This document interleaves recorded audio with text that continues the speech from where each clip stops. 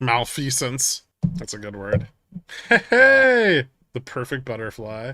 Look at that. Ding ding. What a great end of the day. Patience is paid off. Nice, man. Diamond Top's still in play? No, well, kind of. I guess it'll depend where we open Monday. Yeah, we'll see where we open Monday. It could still be in play. It's more of just like a risk thing though, right? Like if it breaks below here, it's just likely to drop really hard.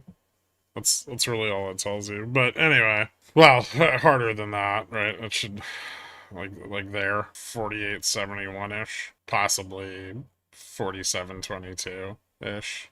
Yeah. So ES down 1 bip on the day. NQ down 44. Dow and Russell both up ever so slightly. Big decline in cash VIX, 5.51%. VIX 3 month declining by 3.3. Dixie actually moved up into the end of the day, but yields still mostly pushed down into the back half of the week. A lot of this on USD and China and Japan stabilizing their currencies against the dollar. So we're still seeing that strong pressure on the top end of the yield curve. It's not very effective. The dollar is still pressuring upwards, but that could go on for some time. Neither of them want their currencies slipping too far from their current positions.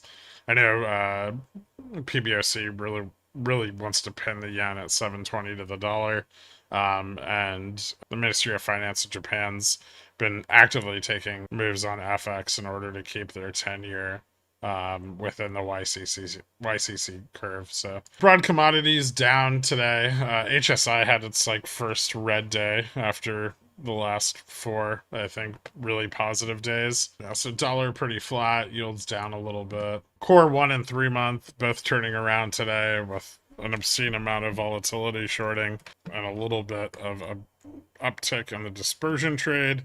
Forward yields on vol negative 4.4%.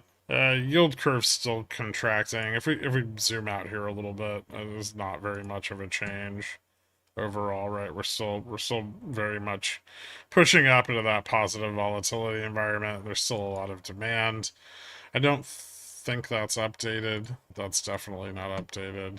Any substantial change in this going into the end of the week? Actually, yes. That dropped quite a bit today.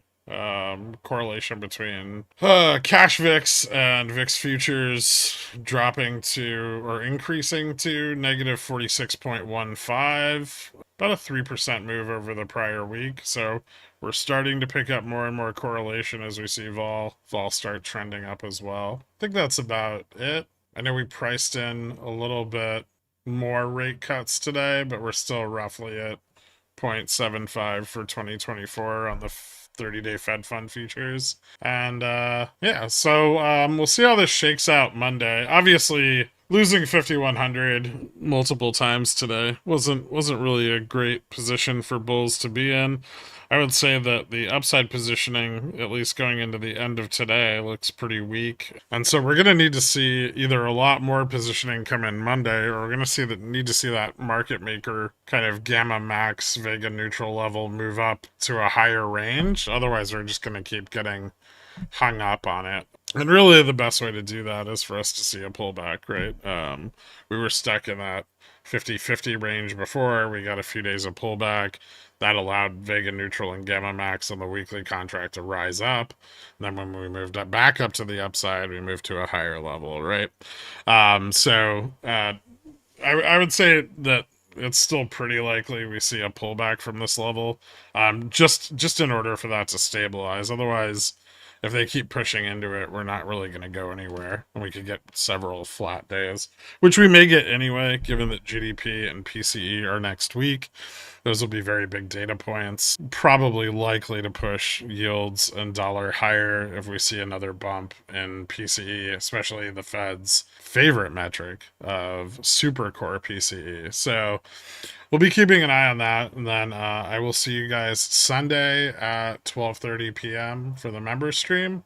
Thank you so much for tuning in. You guys all have a great weekend. Later.